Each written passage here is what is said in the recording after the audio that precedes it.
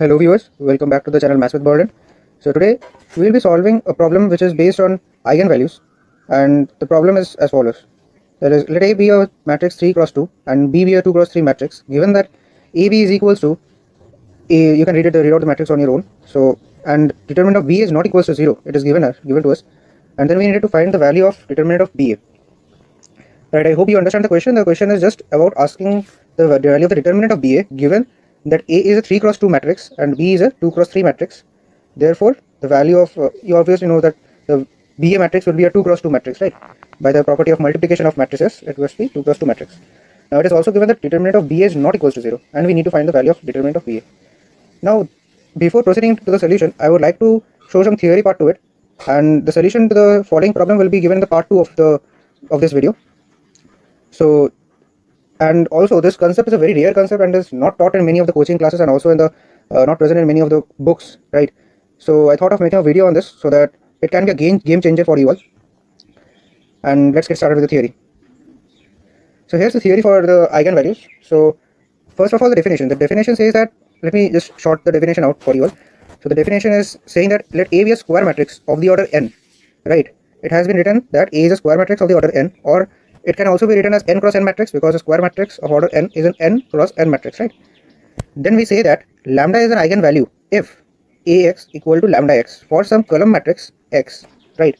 Now this is an important part. Let me highlight it out, because this part is a very important part of the definition. That is, x is a column matrix, right? Now you must be asking that what is the property of the column matrix, right? Can any column matrix become the variable x? So actually the answer is no. It must be multiplicable with A, right?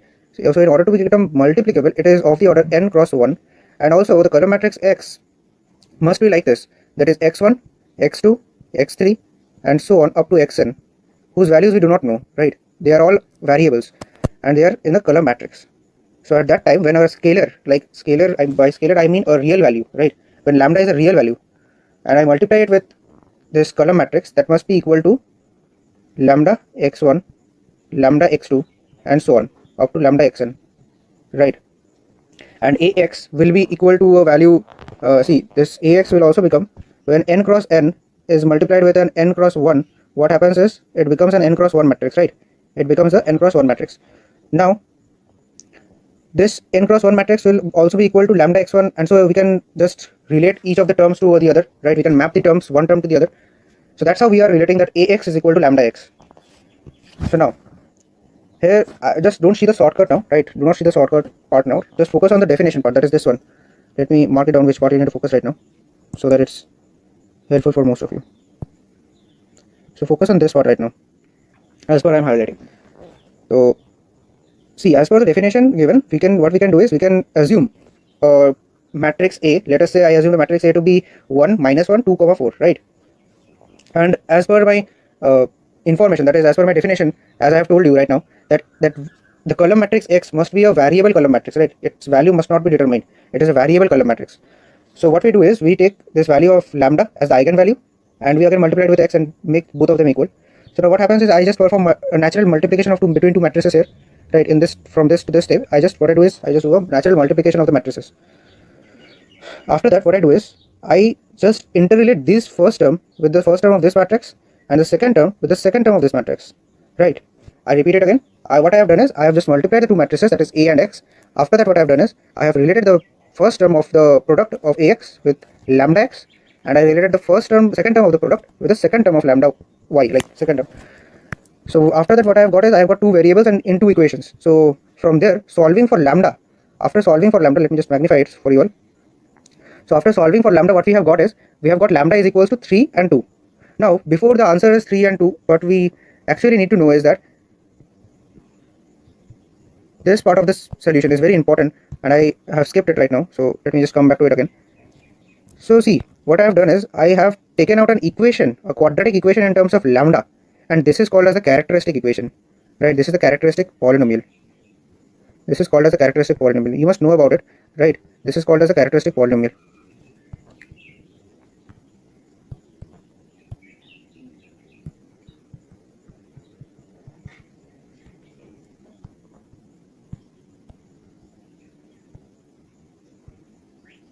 Right. So what happens is what happens with the characteristic polynomial is that it is the equation in lambda such that the roots of the equation are the eigenvalues, right? That is the characteristic polynomial. Now there is another polynomial that we will be talking about in the shortcut part of the video, right? Now here comes the shortcut part, right? This method is very easy. That is the shortcut one is very easy.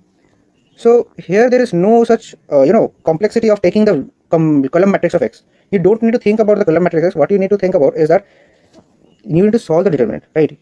That's it. That is what we need here. So what we do is we just find the value of a minus lambda I, where a is a matrix given to us whose eigenvalue we need to find, and lambda is I is the identity matrix, and lambda is just any constant, right? Any constant, or it's a variable but having a constant real value, right?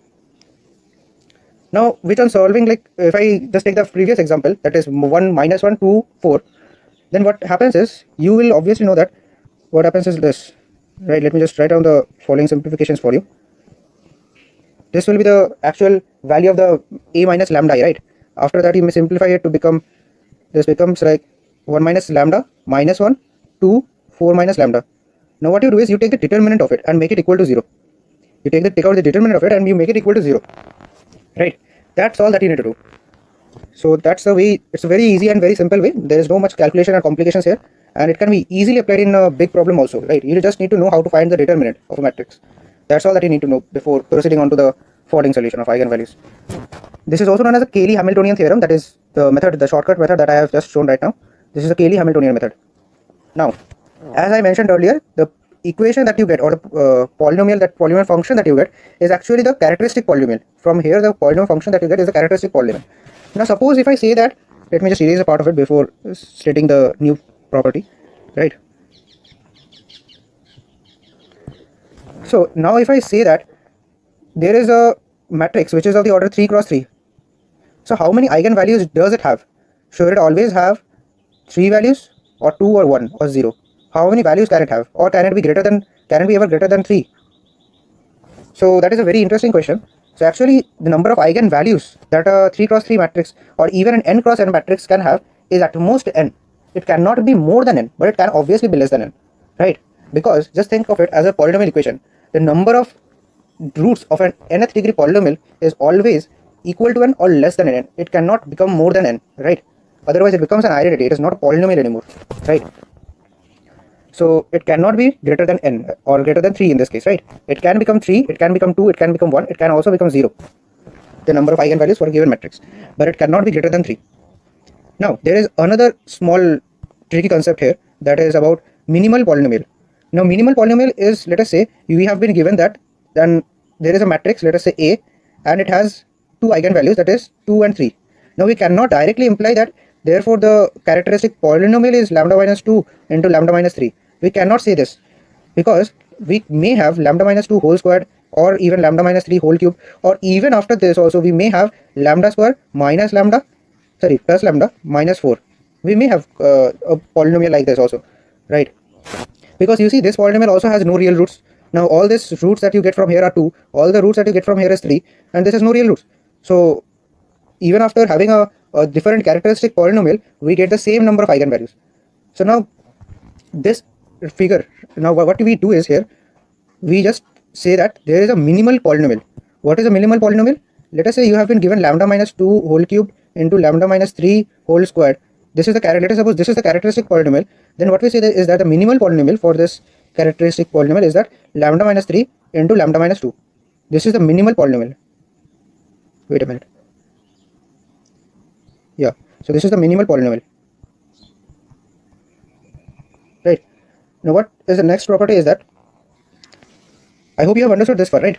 Now let's move on to the next property that we have, that is about some basic notes, right? This is very important. These basic notes are very important when we talk about JEE Main and Advanced. I will show you right now that how questions are being asked in JEE Mains and Advanced on this topic. So take a note on this, that is the sum of the eigenvalues is equal to the trace of a matrix, and product of eigenvalues is equal to the determinant of a matrix, right? These are the two main and basic notes that you always need to keep in your mind, right? That is the sum of the eigenvalues is equal to trace of a matrix, and product of eigenvalues is equal to the determinant of the matrix. And please do always also keep a note on this, that the definition, because in JEE Mains 2021 there was a question in which it was given that there is a column matrix B and it is being multiplied with a matrix A such that AB is equals to B. So now obviously we get that if B is a column matrix, so we know that lambda is equal to 1 is an eigenvalue, and hence after that problem was very easy because the trace of A was given and determinant of A was asked to find out. So it was very easy problem after that. If you see, those who know about eigenvalues, they could have solved it in under, let's say, 15 or 10 seconds even. Right? So that's the power of this method. So moving on to the next part of the theory. So some extra tips. This is also for JEE Mains perspective. So what I have written is, let me guide you through it. I have just said out that eigenvalues for A, let us say that the eigenvalues for A, matrix A is lambda 1, lambda 2, lambda 3 up to lambda n. Right? Let us say that the eigenvalues of a matrix A is known to us, or even let's say it is unknown, but for, let's say we name it as lambda 1 to n. Now what happens is, for A to the power of k, we get lambda 1 to the power k, lambda 2 to the power k, and lambda 3 to the power k, like that up to lambda n to the power k. Like if we have A cube, we have the eigenvalues as lambda 1 cube, lambda 2 cube, and so on. Right? And also for the adjoint of A matrix, the eigenvalues become determinant of A divided by lambda 1. Right? It becomes determinant of A divided by lambda 1 and so on. Right? Lambda 1 determinant of A divided by lambda 2 and so on and so forth. Right? Also, there is another property, that is transpose. If you take the transpose of A, its value does not change. Also, for, let us say, if there is a matrix, let's say P, such that P inverse is valid, right? P is a non-singular matrix such that it is multiplicable and it is a square matrix again, right? Because this particular value, it is always a square matrix. So what happens is, the eigenvalue for this one also is the same. Now it is not very useful right now, but in the college times you will find it very useful when you need to simplify a lot of things. So better to keep an upper hand right now from. And also in the Olympiads, this property is also very useful. So now moving on to the property number 4. This is again a useful property, that is A inverse. The eigenvalue for A inverse is always 1 by lambda, 1 by lambda 1, 1 by lambda 2, 1 by lambda 3, 1 by lambda n. Right? This is the eigenvalue and the properties of eigenvalues. I hope you have understood this far, and now moving on to the problems and small PYQs. Now see, when in advanced JEE Advanced 2020, when a problem was given on eigenvalues, most of the coaching solutions, if you see, that is even the quota coaching industry, most of them would have proposed a solution on like taking a matrix A and solving for the value. And if you see, it is a 1-page long solution. Now just try out this method and give it a try without seeing the solution, right? Like I hope that you don't see the solution. So give this problem a try right now and check out the answers if you have solved it correct or not. And for those who have tried it, let's check out the solution. So lambda 1 and lambda 2 are, what I have assumed is, A is given, it was given to us, right? It was given to us that A is a 2 cross 2 matrix, right? So what I assumed is maximum it can be 2 eigenvalues. So it's no harm to assume that lambda 1 and lambda 2 are the 2 eigenvalues. If there are no eigenvalues even, then both of the values will be coming as non-reals, right? The polynomial equation will have solution that is not real or complex solutions. It will have complex solutions. So moving on.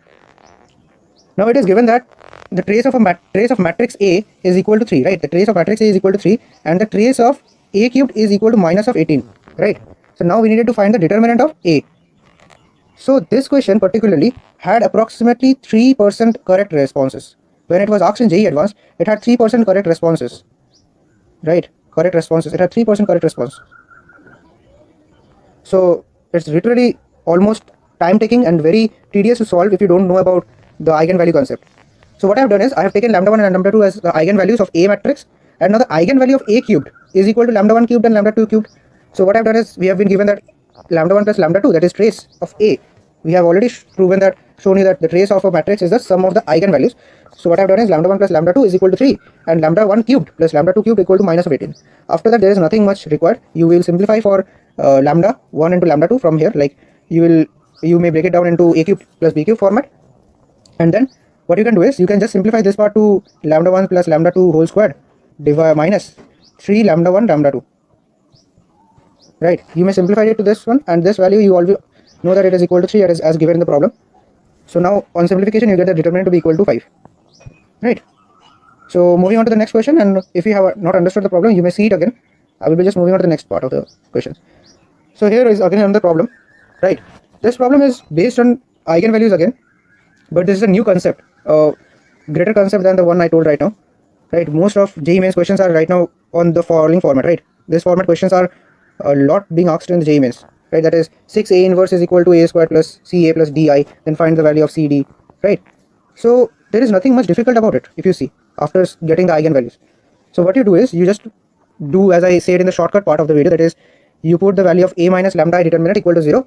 After that what you get is you get an equation on lambda, right? You get an equation on lambda, and this characteristic equation, what you do is that you transfer the characteristic equation. You take lambda is equal to matrix A and 0 is equal to null matrix, right? 0 is equal to a null matrix.